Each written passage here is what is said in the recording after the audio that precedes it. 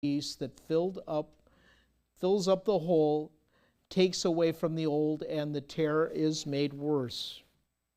Being in the Marine Corps, I like doing laundry. My wife and I have the perfect relationship when it comes to laundry. I like washing it, throwing it in the dryer. I read the labels. I do right temps. I separate by color, the whole 9 yards. It's a Marine Corps thing, at least for me. My wife, she likes folding it. I hate folding. She folds it. Little Marie Kondo thing going on, you know. Nice piles, puts everything away. But if you've ever washed something, especially a new garment, and if you've ever washed it in hot water, what happens? It shrinks. And that's actually what Jesus is saying. An old garment that you put a new piece of cloth, and then when you wash it, it shrinks, and whatever tear it was meant to repair ends up tearing worse, ends up with a bigger hole. Same point that he's going to make with wine in verse 22. He says, no man puts new wine into old bottles. And for them, the bottle would have been usually a skin of some sort, sometimes even an intestinal lining of an animal that would have been sewn up, but then it would be kept in those skins. And the thing is, when you put new wine into an old bottle, that new wine, as it begins to age and continue the fermentation process, it gives off gases. And the thing is, if you put it into an old bottle that, like leather or like any type of skin, it has stretched already, and you're putting something new wine in there that's still going to give off those gases of fermentation, if you're putting in something that doesn't have any give, it's going to burst. And he says that. Else the new wine does burst the bottles, and the wine is spilled, and the bottles will be marred. New wine must be put into new bottles. You can put old wine into old skins, and you can put new wine into new skins, but you can't put new wine into an old skin. So many times the work that God does is new to us.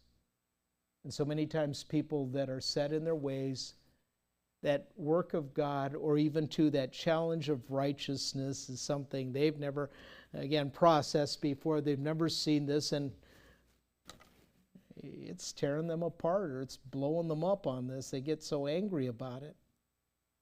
Verse 23, closing verses. And it came to pass that it went through the cornfields on the Sabbath day, and his disciples began as they went. Jesse brought up the point, I think it was last week, that Old King James says corn. Corn wasn't something that occurs normally in nature. It was something that was developed as a result of breeding and crossbreeding between grains. So when the Old King James translators decide to put corn in there, probably not corn, probably wheat, and even too for the region, the Middle East, it wouldn't have been cornfields, but it would have been some type of a grain or stalks of grain. But they're going through that field on the Sabbath day. The Sabbath was that day that was set aside by God to be a day of rest. But it became something that was so part of their righteousness and of being so religious that it was like this, you didn't do any work on the Sabbath day, and Jesus' disciples are going through this field of grain on the Sabbath, and the disciples, imagine on your way to church on a Sunday morning, let's hit the drive-through. You're going through the fields, that's the drive-through. They start taking some of the grain, they start rubbing it together, and they start eating that grain. And in verse 24, when the Pharisees saw it, I'm thinking, are the Pharisees just following them around just so that they can accuse them? Hey! What are you doing? Verse 24, behold, why do you do on the Sabbath day that which is not lawful? It's not that they weren't, it was wrong for them to eat.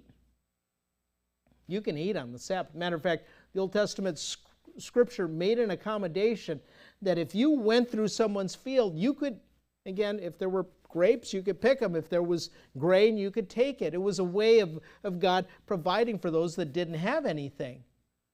You couldn't bring a basket. You couldn't, let's take extra for later on. Just what you could carry or what you could eat right then and there on the spot. So the problem wasn't the fact that they were eating in this field. The problem is the day that they were doing it. They were doing it on the Sabbath. And to then take grain off the stalks was then defined as harvesting. And harvesting is working, and you're not supposed to work on the Sabbath. I mean, the Jewish rabbis, they have just volumes of